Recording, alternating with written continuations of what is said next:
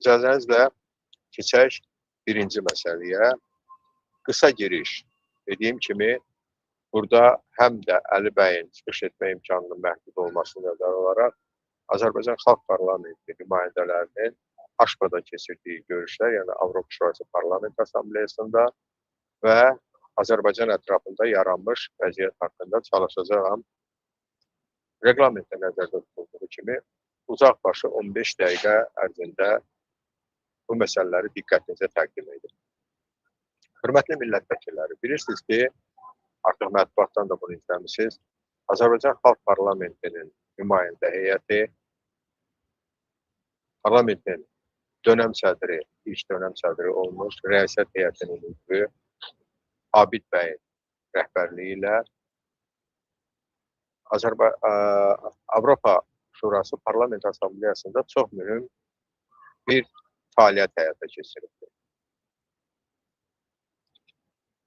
Bu barədə millət vəkillərindən də sual verənlər olubdu və o səbəbdən bir məsələyə öncə aydınlıq gətirmək istəyirəm.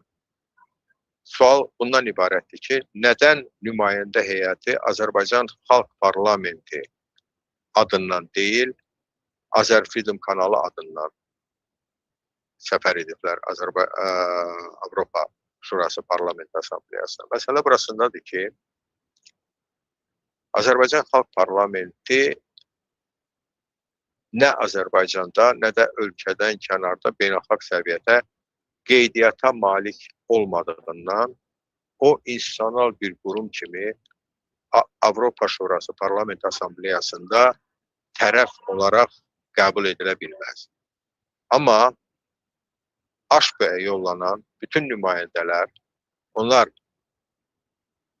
Azərfreedom kanalını təmsil etsələr də, dediyim kimi, Azərbaycan Xalq Parlamentinin nümayəndə heyətidir və orada da məhz danışıqlarda Azərbaycan Xalq Parlamenti adından çıxış ediblər.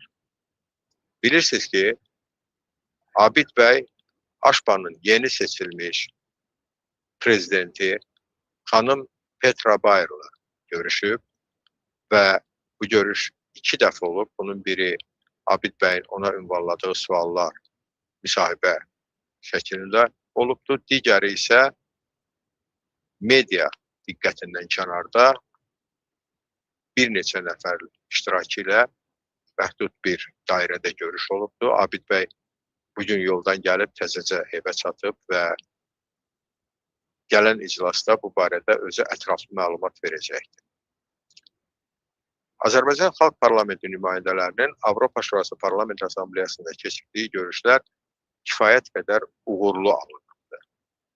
Yəni, unutmayaq, Avropa Şurası Parlament Assambleyasının yeni seçilmiş prezidenti məhz ilk olaraq Azərbaycan Xalq Parlamenti rəissiyyət heyətinin üzvü və həmin tədbirdə Azərfreedom kanalının nümayəndəsi, jurnalisti kimi iştirak edən Abid Qafarovun suallarını cavablandırıbdır.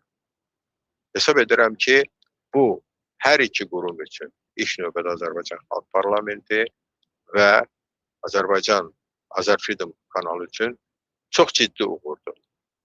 Bu, Azərbaycan dövləti və xalqı üçün ciddi uğurdur. Çünki biz bugünədək belə bir tendensiyanın şahidi olmamışıq. Çox təəssüf ki, beynəlxalq təşkilatlarla əlaqələr quranlar bugünədək nədənsə belə səviyyəyə gedib çıxa bilməyiblər. Amma Xalq Parlamenti və eyni zamanda Azərfreedom kanalı olaraq biz bunu sübut etdik. Sübut etdik ki, bu mümkündür. Heç bir lobbiçilərə, heç bir vasitəçilərə ehtiyac olmadan beynəlxalq hüquqda, qanunlarda nəzərdə tutulmuş müddəalara, imkanlara istinad edərək istənilən səviyyədə beynəlxalq əlaqələrin qurulmasına nail olmaq tamamilə adi, təbii mən bununla əsla adiləşdirmək istəmirəm, amma mümkün prosedurdur. Çox təəssüf ki, Azərbaycan hakimiyyəti artıq 3-cü dəfədir öz davranışı ilə Azərbaycan Respublikasının və Azərbaycan xalqının Avropa Şurası, Parlament Asambleyası gibi nüfuzlu bir beynəlxalq qurumda iştirakını sabotaj edir. Bəli, bunun adı sabotajdır. Bəli, AŞPA Azərbaycanla bağlı haqlı, bəzən də haqsız qərarlar qəbul edir. Amma bu əsla diyalogdan qaçmağa, əməkdaşlıqdan qaçmağa əsas ola bilməz. Biz çox yaxşı bilirik ki, bunun üçün əsas olan tamamilə başqa səbəblərdir. Azərbaycan Respublikası rəsmilərinin, o cümlədən Azərbaycanın AŞPA-dakı təmsilçilərinin, yəni indiyədək olmuş təmsilçilərinin, bugün Azərbaycanın orada təmsilçiliyi yoxdur. Orada apardıqları lobbiçilik, rüşvət, kürü diplomatiyası adlanan, bütün bu əməllərin nəticəsidir ki, və eyni zamanda da Azərbaycan hakimiyyətinin Avropa Şurası, Parlament Asambleyası, Avropa Şurası və ümumilikdə Avropa siyasi məkanı üçün prinsipial olan insan hüquq və azadlıqlarına qarşı yürütdüyü siyasətin nəticəsidir ki, Azərbaycanın AŞPA-da üzvlüyü dayandırıldı. Amma biz bununla razılaşa bilmərik. Biz qətiyyən razılaşa bilmərik ki, Azərbaycan xalqı belə bir mühüm institutda təmsil olunmasın. Dəyərli millət vəkilləri, hörmətli izləyicilər, elə bu günlərdə baş vermiş bircə faktı diqqətinizə çatdırım. Ermənistanın Xarici İşlər Naziri AŞPA tribunasından çıxış edərək Azərbaycanı növbəti dəfə ittiham etdi. Amma həmin tribunadan Azərbaycanın mövqeyini ifadə edəcək bir kimsə yoxdur.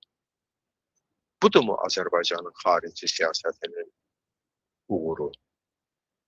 Azərbaycan xarici siyasəti, Azərbaycan dövlətinin təqdimatı, Azərbaycan dövlətinin təmsilçiliyi beləmi həyata keçirilməlidir? Xeyr, belə olmamalıdır.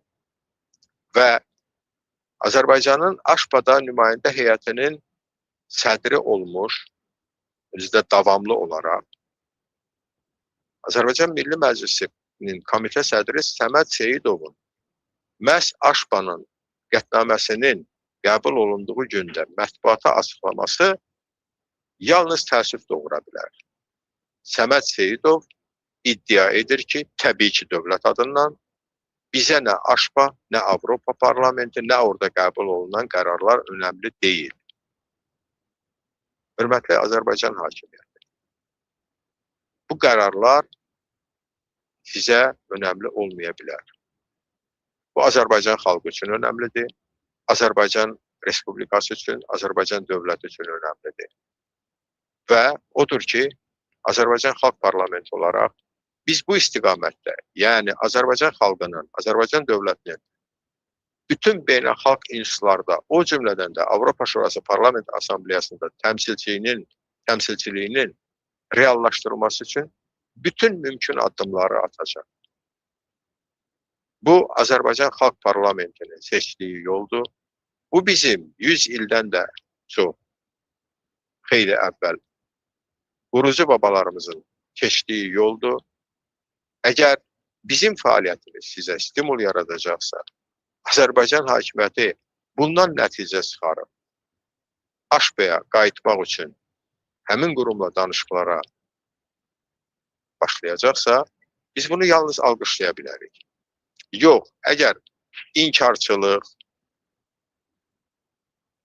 höcətlik, bilmirəm, siyasət sözü ilə nə qədər uyğun gəlir bu, davam edəcəksə, Azərbaycan Xalq Parlamenti, Azərbaycan xalqının və Azərbaycan Respublikasının bu qurumda, bu mötəbər qurumda təmsilçiliyi üçün dediyim kimi əlindən gələni əsirgəməyəcək və əminəm ki, buna da nail olacaqdır. Hələlik bu barədə qısaca bu qədər. Və yekunlaşdırmazdan əvvəl mən bu işdə əməyi olan bütün parlament üzvlərinin, təbii ki, Azərbaycan Xalq Parlamentindən söhbət gedir, Azər Freedom kanalının, onun rəhbəri Qurban Məmmədlinin, özəlliklə bu işin bütün yükünü üzərinə götürmüş Abid bəyin və hər kəsin əməyinə düzgün qiymət verilməsini təklif edirəm və onlara parlament sədri olaraq təşəkkürümü bildirirəm. Eyni zamanda bu hadisə başqa bir önəmli hadisə ilə müşahidə olundu. Bunu da deməyi, xüsusi vurğulamağı özümə borc bilirəm. Azərbaycan Xalq Parlamenti və Azərfreedom kanalı nümayəndələrinin Avropa Şurası Parlament Assambleyasında təmasları, görüşləri, oraya səfərləri üçün toplanan bütün vəsaitlər məhz sıravi Azərbaycan vətəndaşlarının iyanələri nəticəsində mümkün oldu. Biz bununla həm də Azərbaycan xalqının nümayəndələrinin ölkə üçün zəruri olan siyasətdə fəal iştirakına nail oldu. Bu mənada da bu prosesi dəstəkləmiş, ona maddi dəstək göstərmiş, mənəvi dəstək göstərmiş hər kəsə Azərbaycan Xalq Parlamenti adından təşəkkür etmək istəyirəm. Hörmətli millət vəkilləri, dediyim kimi bu barədə danışılacaq, ətraflı məlumat veriləcək.